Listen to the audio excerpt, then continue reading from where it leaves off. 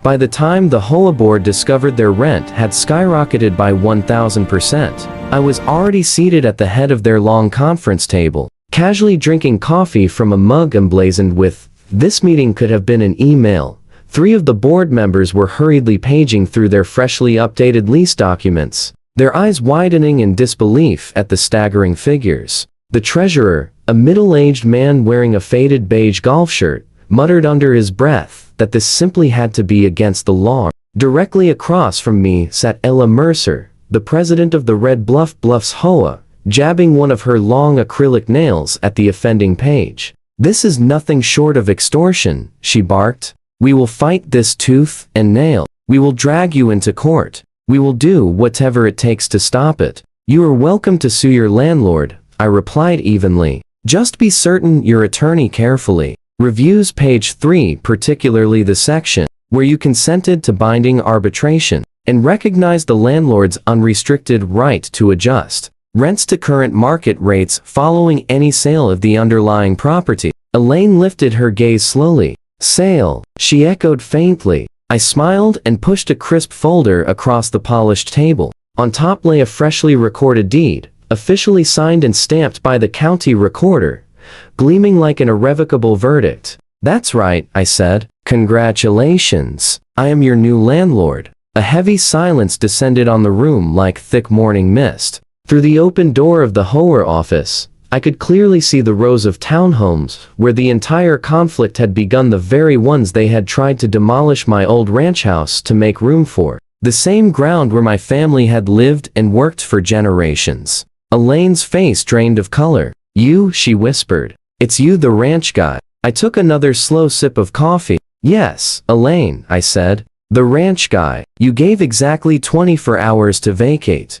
Funny thing about land, it has a long memory for who it truly belongs to. My name is Jake Rowe, 38 years old, a licensed civil engineer by profession, but a ranch kid by blood and upbringing. For nearly a century, Rowe Ranch occupied a rugged stretch of high desert just outside Red Bluff, a small town where folks still waved as they drove past because cruise control and therapy sessions hadn't fully taken over yet. The ranch wasn't some sprawling movie set operation. It was a weathered old house, with a wide wraparound porch, a long, low barn that leaned just enough to alarm visitors, but precisely enough for my father to insist she's holding strong, and 40 acres of scrubland supporting a handful of cattle, few horses, and a creaky windmill that howled whenever the breeze changed direction. When my parents passed within a few years of each other, the place came to me. By that time, the developers had descended, drawn by the scent of profit and endless board meetings.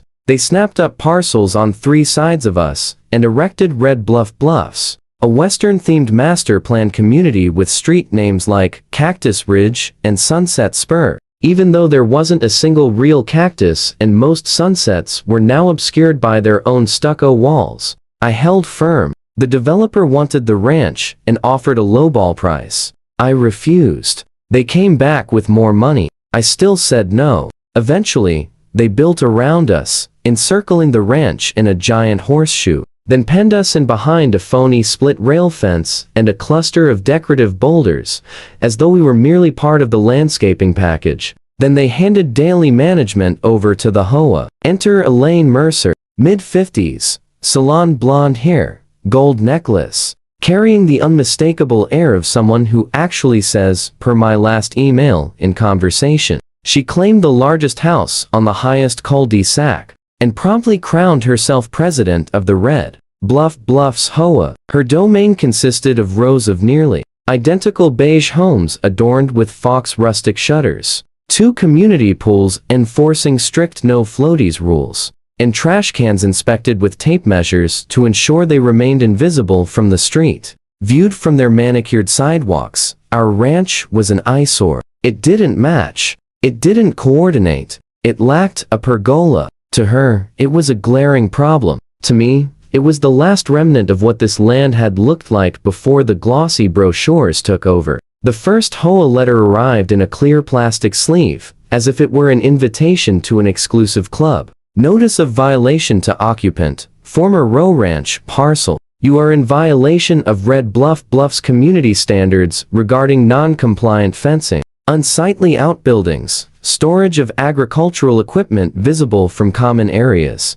and presence of livestock within visual corridor. Please correct within 30 days to avoid fines and legal action." I stared at it for a long while, then scrawled across it in thick Sharpie, "Not in your HOA. Return to sender." I mailed it back. Felt satisfying. A week later, an email arrived from info@redbluffbluffs.org. "Dear Mr. Rowe, while your parcel is technically outside the original plat, our attorney has advised we possess adjacent influence authority over properties that impact community aesthetics." I laughed so hard I had to sit down. That was the first drip.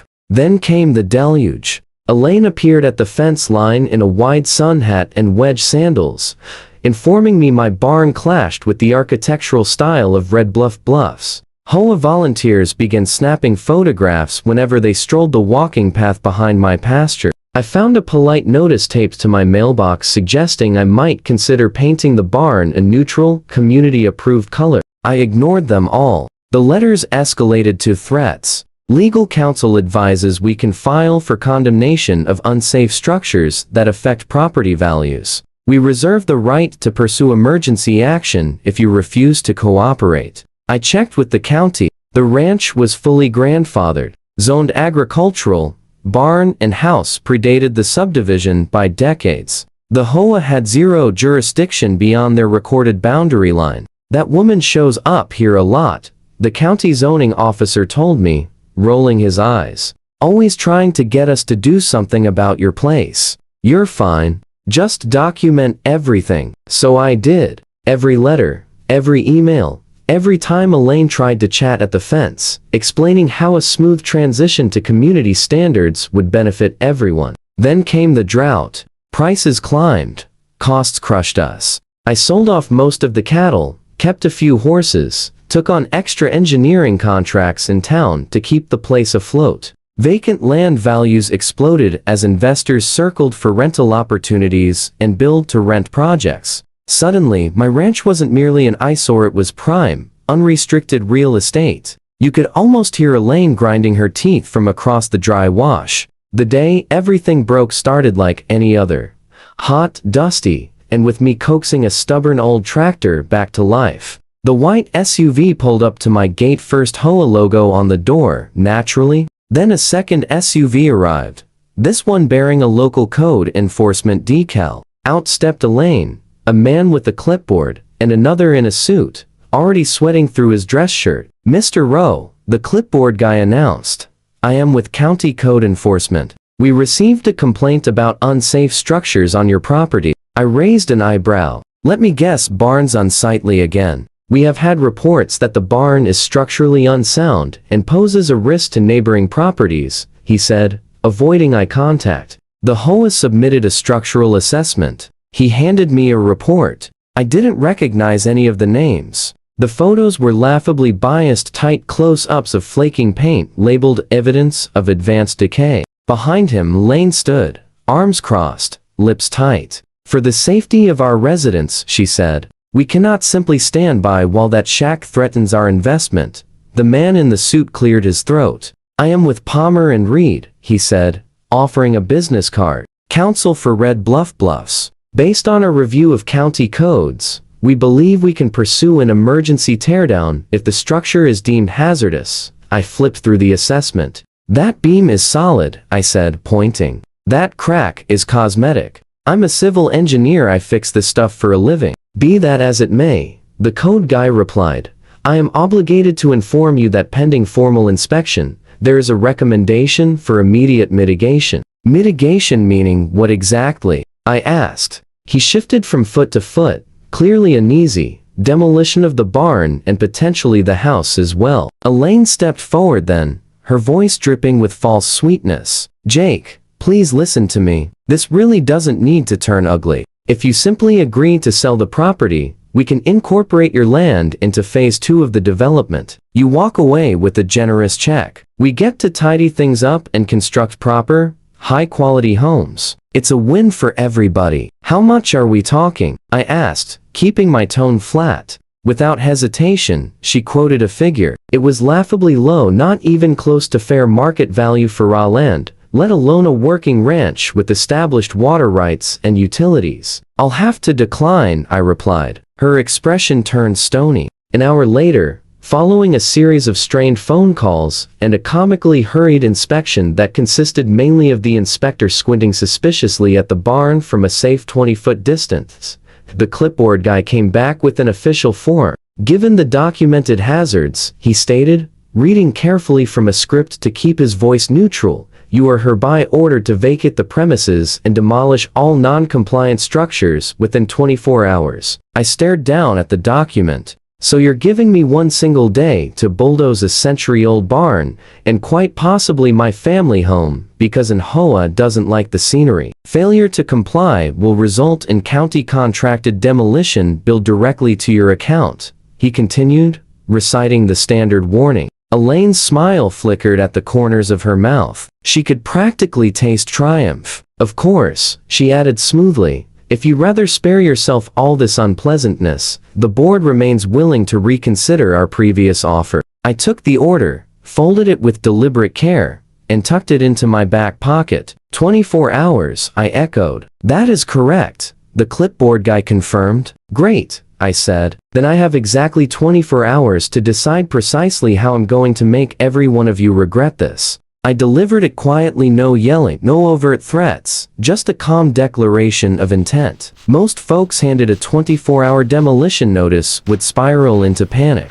I drove straight into town instead. First stop, the county recorder's office. I requested complete copies of everything on file for my property, the full history of HOA complaints, and that ridiculous emergency order. Then I headed to an address I'd spotted buried in the original developer's paperwork, a P.O. box tied to a shell company called Red Bluff Holdings LLC. A bit of digging revealed that the original developer had defaulted on a massive construction loan. The bank had bundled and unloaded a portfolio of distressed assets. A regional investment firm snapped them up at a discount, including several commercial parcels and the ground beneath most of the rental units in Red Bluff Bluffs, plus the land under the HOA office itself. Those parcels operated on long-term ground leases, providing steady, if unexciting, income to owners who had never even visited the site. I dialed the contact number listed for the investment group. An hour later, I was sitting in a sterile office, across from a bored-looking executive named Trevor, a man whose priorities clearly boiled down to capitalization rates and clocking out by 5. "You currently own the ground leases for these specific addresses?" I asked, sliding over a printed map highlighting the subdivision, the row of upscale rental townhomes that housed half the board members, the strip containing the HOA office, and several high-end rental properties. "Yeah," he confirmed. "Low-maintenance tenants. The HOA deals with day-to-day headaches. We simply collect the ground rent checks. Profitable enough?" I pressed. He grimaced slightly. "We've actually been considering unloading that particular bundle. Too much HOA drama. Some odd encroachment disputes involving an old ranch parcel. Complete headache. I'll buy the whole package," I stated. He blinked in surprise. "Have you got that kind of capital lying around?" he asked, skeptical. "Let's just say, I have financing arranged," I replied, along with extremely strong personal motivation to close quickly. Financing in this case meant maxing out a home equity line, roping in a trusted colleague from my engineering network who enjoyed complicated real estate plays, and liquidating every available dollar from savings, investments, and the emergency reserve I'd sworn never to touch. Trevor quoted a price. "Steep, but reasonable. Can we close within 72 hours?" I asked. "If your funds are legitimate, sure," he shrugged. "We're not particularly attached to the asset." I wired the earnest money deposit that same afternoon. My partner bulldozed the paperwork through channels at warp speed. Turns out, he'd once endured his own nightmare HOA battle and was, in his exact words, spiritually committed to the cause. Meanwhile, back at the ranch, I left the barn untouched. Instead, I meticulously photographed every inch of the structures, hired an independent structural engineer, someone with no ties to the HOA, to produce a detailed report confirming the barn was aged but perfectly sound, and formally filed an appeal against the demolition order, which immediately triggered an automatic stay of enforcement. The county clerk, bless her heart, stamped the paperwork and muttered under her breath, "I told them 24 hours was ridiculous." 2 days later, we closed escrow. I walked out of the title company as the official new owner of the land beneath. The row of premium rental townhomes occupied by several board members, the ground under the HOA's pristine little office building, and the parcel containing the subdivision's only overflow parking lot. Red Bluffs owned their houses. I now own the earth they stood on. Every single one of those ground leases contained a lovely little provision.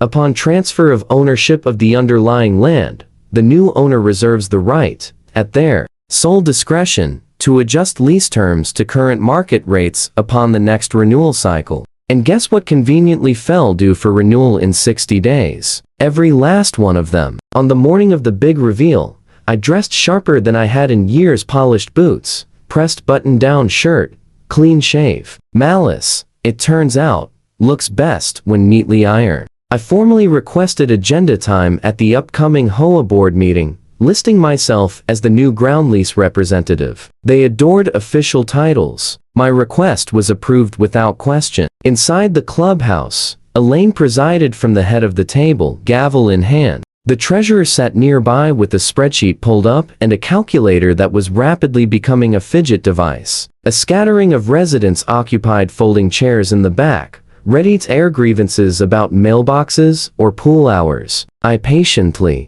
endured a heated debate over holiday light restrictions until they finally reach a Danube business. Item 4, Ground Lease Renewal Discussion. Elaine tapped her neat stack of documents. "As you all know," she began, "we've been in negotiations with Red Bluff Holdings regarding the upcoming land lease renewals. They've been slow to respond, but they understand we're a vital anchor for the entire community. Once we secure favorable rates, we can actually," I interrupted, rising to my feet. "That's exactly why I'm here today." She frowned deeply. "Excuse me, this segment is restricted to board discussion only." I placed a thick folder on the table. On top sat the freshly recorded deed. Beneath it are the lease assignment documents, followed by my newly printed business card. "My name is Jacob Rowe," I announced clearly, loud enough for the residents in the back to hear every word. "And as of last week, I am now the owner of the parcels beneath your rental townhomes, this very office building, and the overflow parking lot." The treasurer's mouth actually fell open. Elaine let out a sharp, disbelieving laugh. "That's preposterous," she declared. "We've maintained a long-standing relationship with Red Bluff Holdings. They would have informed us of any sale." "They did," I replied, tapping the paperwork. "They informed you by promptly cashed my wire transfer." A board member huddled in the far corner and muttered under his breath, "Oh, my God." I pushed another thick stack of documents across the polished table.